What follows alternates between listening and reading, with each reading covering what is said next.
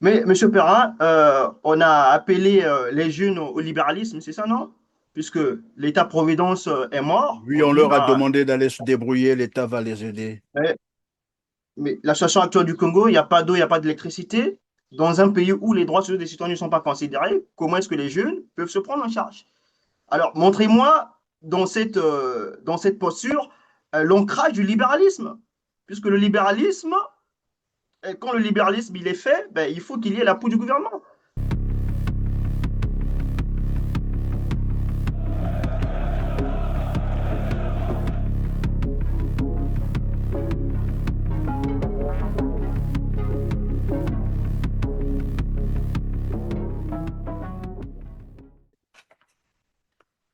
Bonjour à toutes et à tous, mesdames, messieurs. Ravi de vous retrouver sur R7. Aujourd'hui, nous allons parler de la rupture du contrat social entre le régime de Sassou Nguesso et la population congolaise, alimentée par une crise multidimensionnelle. Malgré l'usurpation d'un nouveau mandat de 5 ans, la gouvernance du pays est caractérisée, comme vous le savez, par d'importantes fractures structurelles. D'abord, l'impasse politique et la crise de légitimité revenue au pouvoir par la force des armes, vous le savez. Depuis 1997, Denis Sassou Nguesso cumule aujourd'hui 43 ans à la tête de l'État congolais, caractérisé malheureusement par la paupérisation et la défaillance des services publics. Malgré d'importantes ressources pétrolières et des accords, j'allais dire, chroniques conclus avec le Fonds monétaire international, le FMI, le Congo souffre d'une dette publique très élevée et d'une gestion dont les retombées n'ont jamais, je dis bien, jamais profité à la population congolaise. Chômage et inflation, la population fait face à une vie chère et à un taux de chômage, j'allais dire un chômage endémique des jeunes, plus de 60%, ce qui creuse donc un fossé entre la société civile et un appareil d'État, j'allais dire, totalement déconnecté des réalités quotidiennes des Congolais. On en parle aujourd'hui avec le jeune Néran Gigla Ngwamba. Bonjour Néran, Bonjour, Monsieur Christian Perrin. merci d'être avec nous Merci sur pour le renouvellement de cette invitation. Je vous en prie. Merci d'être avec nous sur R7. Alors donc, vous avez souhaité intervenir sur ce sujet, notamment la rupture du contrat social entre le pouvoir de Brazzaville et le peuple congolais. Euh, Comment se caractérise évidemment cette rupture et comment vous la vivez, vous qui êtes jeune? Merci, Monsieur Perrin. Il faut d'abord définir c'est quoi le contrat social. Le contrat social, c'est un contrat fictif ou implicite par lequel les individus choisissent de vivre ensemble en société en se soumettant à une certaine autorité en échange de leur protection, de leurs droits, de leur sécurité. Euh, Monsieur Christian Perrin, j'ai 26 ans. J'ai 25 ans, j'aurai 26 ans le 7 juillet prochain, donc le 7 juillet 2026, bien évidemment. J'observe ce régime depuis 10 ans, pour certains d'entre nous depuis 40 ans, et on comprend, on sait pertinemment que le contrat social est rompu. Le Congolais le moins instruit, le moins scolarisé le sait. Les retraites et les retraités ne sont pas pensionnés. Il n'y a pas d'eau, il n'y a pas d'électricité, le système de santé est paralysé, le système éducatif est à terre, les jeunes sont confrontés sont confrontés à un déficit d'emploi. Bien évidemment, on a vu la campagne présidentielle. On a suivi ce fameux discours fait par le régime de Brazzaville. La fonction publique n'a plus suffisamment d'emplois, il faut que les jeunes se prennent en charge. Quand on regarde ce discours, on le recompare à la situation du Congo, on se rend compte qu'il y a forte incompatibilité. Que recommande l'OMS? L'OMS, un médecin pour 1000 patients, pour 1000 habitants.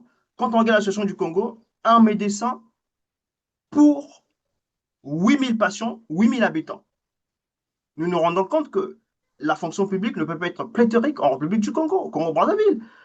La situation, je vais vous lire les chiffres, la situation du Congo au niveau éducatif, je prends par exemple le cas de l'université, un enseignant, l'UNESCO, recommandation faite par l'UNESCO, un enseignant pour 20 à 25 élèves, la situation du Congo, un enseignant pour 171 étudiants à l'université. on comprend qu'il y a cette volonté manifeste de mettre la population hors de portée de la politique, hors de portée de la chose publique. Monsieur Perrin, il y a un élément que je vais souligner en ce qui concerne la jeunesse. Emmanuel Macron, lui, il augmente l'âge de la retraite à 67 ans.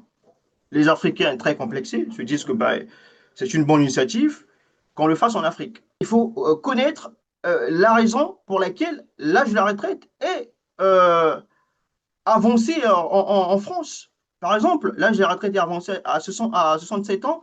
Au Congo-Brazzaville, l'âge de la retraite est à 65 ans. Oui, mais la Pourquoi conséquence, c'est quoi? cela est fait? C'est Arrêtons-nous tout d'abord à simplement. ce niveau-là. Pardon, Néron, on peut s'arrêter d'abord à ce niveau. Vous avez D'accord. pris l'exemple de la France qui a avancé l'âge de la retraite à 67 ans. Et au Congo, on a, bon, comme d'habitude, hein, on aime faire le suivisme. Et là, donc, par mimétisme, on a augmenté, on a avancé l'âge. Au Congo, c'est à quel âge qu'on a avancé? 70 ans, c'est ça? 25 ans, Quelque monsieur chose là. Perrin. 35 ans. Voilà. Et lorsque vous faites cette comparaison, c'est quoi, au bout du compte, c'est pour montrer quoi, concrètement? Il y a un rejet de la population. En Afrique, l'âge de la retraite ne peut pas être à 65 ans.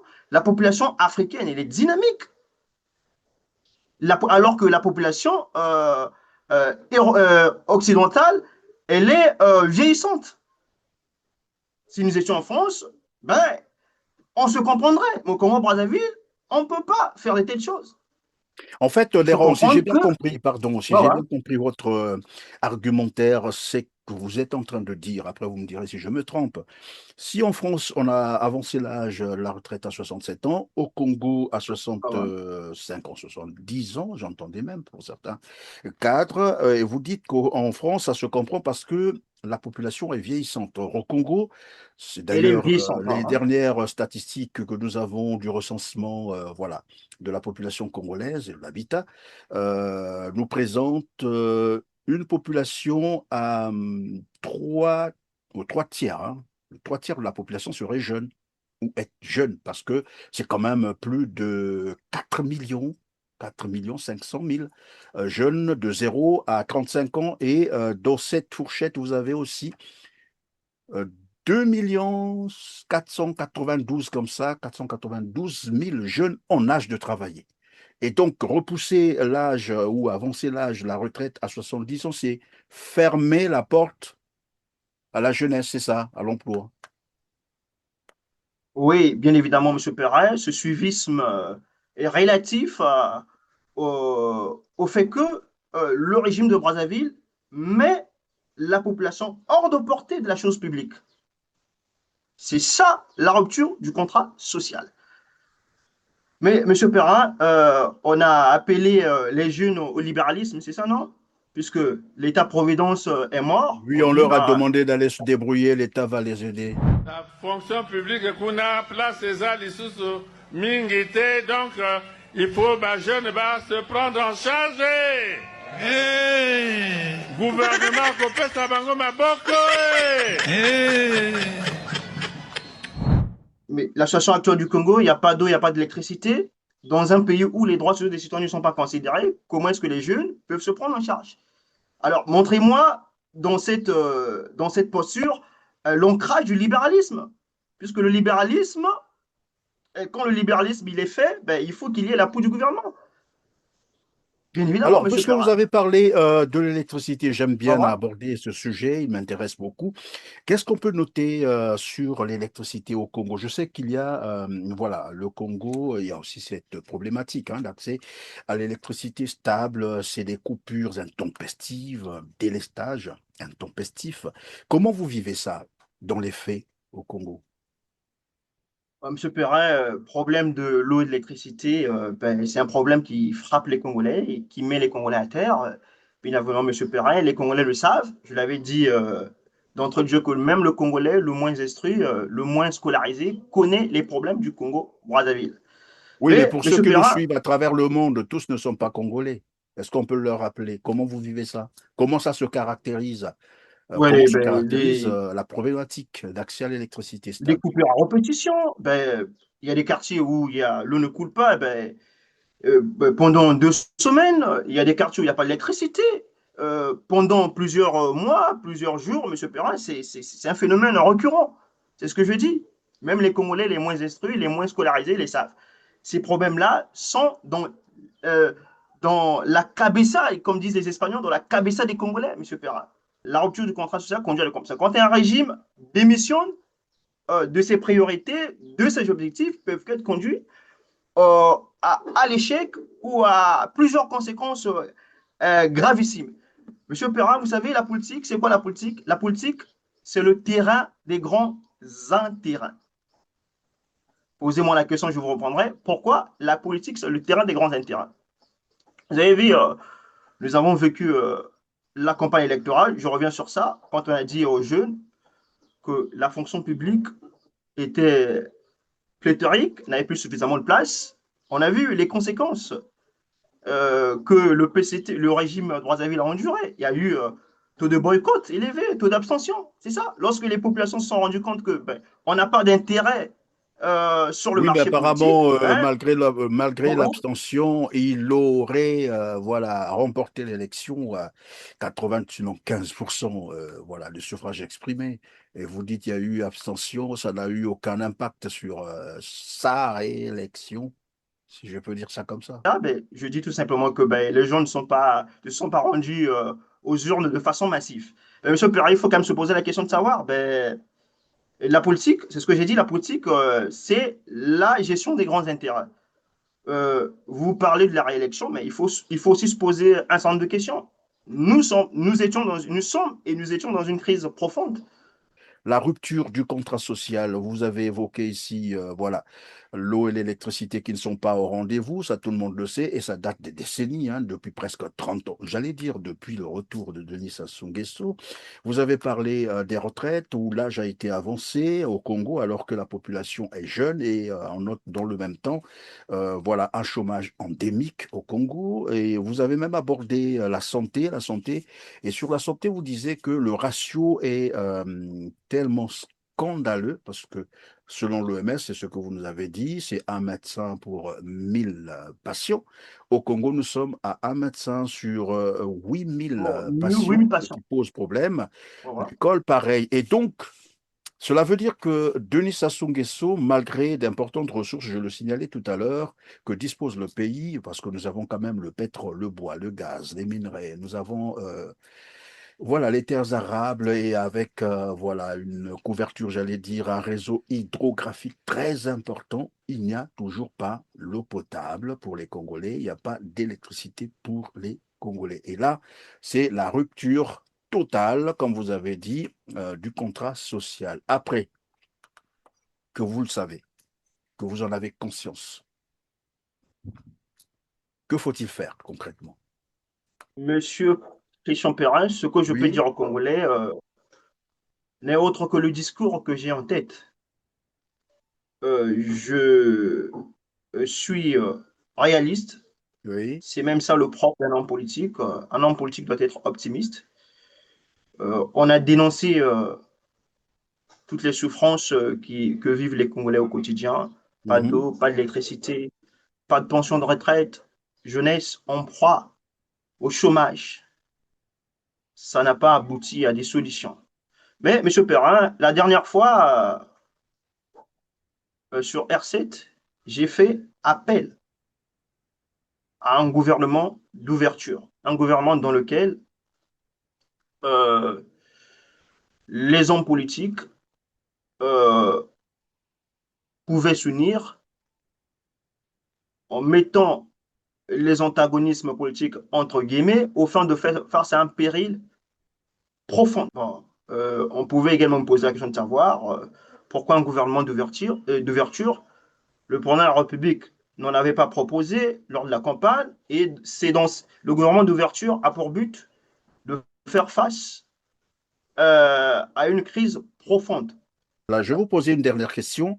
Tout à l'heure, je disais, en fait, je vous posais la question de savoir les conséquences de cette rupture, évidemment, du contrat social entre Sassou Nguesso, il faut le dire comme ça, ou le PCT, hein, voilà, entre le PCT et le peuple congolais. Qu'envisagez-vous faire, vous qui êtes de la jeunesse, qui vivez en fait les conséquences de cette rupture du contrat social? Alors, moi, je préfère donc vous posez la question, la suivante, et ça sera la fin, votre réponse comptera pour le mot de la fin, et ça sera aussi la fin de cette émission.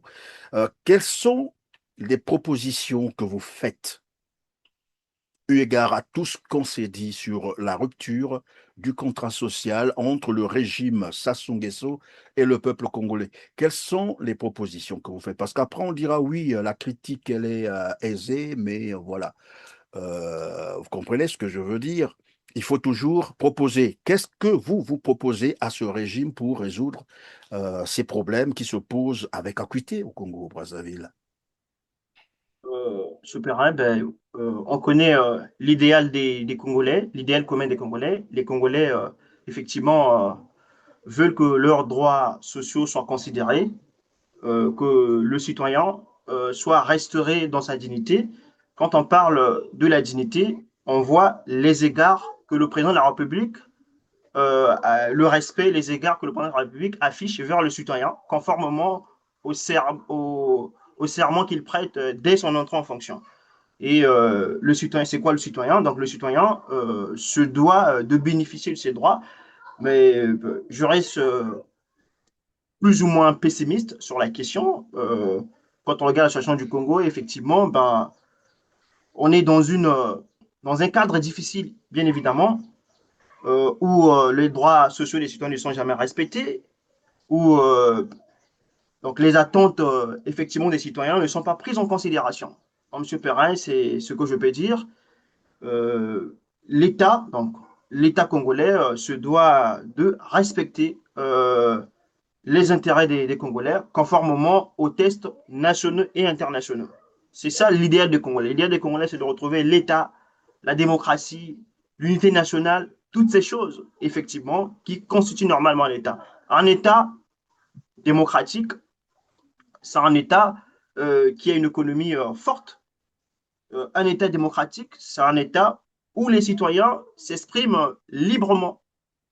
D'ailleurs, c'est garanti par l'article 25 de la Constitution, bien évidemment. C'est ce que les Congolais veulent, bien évidemment, mais comme je l'ai dit, je reste pessimiste sur la question, bien évidemment. C'est-à-dire que sur le traitement des problèmes des Congolais, je reste pessimiste de façon grande. Merci Néron Gigla Ngwamba d'avoir été avec nous sur R7. C'était un réel plaisir, hein, d'avoir encore échangé avec vous sur la rupture du contrat social entre le pouvoir de Brazzaville et le peuple congolais. Mesdames, Messieurs, c'est la fin de cette émission. Merci de nous avoir fait confiance, de nous avoir encore suivis, comme voilà, les petits gestes, je vous le rappellerai tout le temps. C'est de cliquer sur le petit pouce en l'air juste en bas de la vidéo, partagez, dites-nous en commentaire vos opinions, cela nous aiderait beaucoup.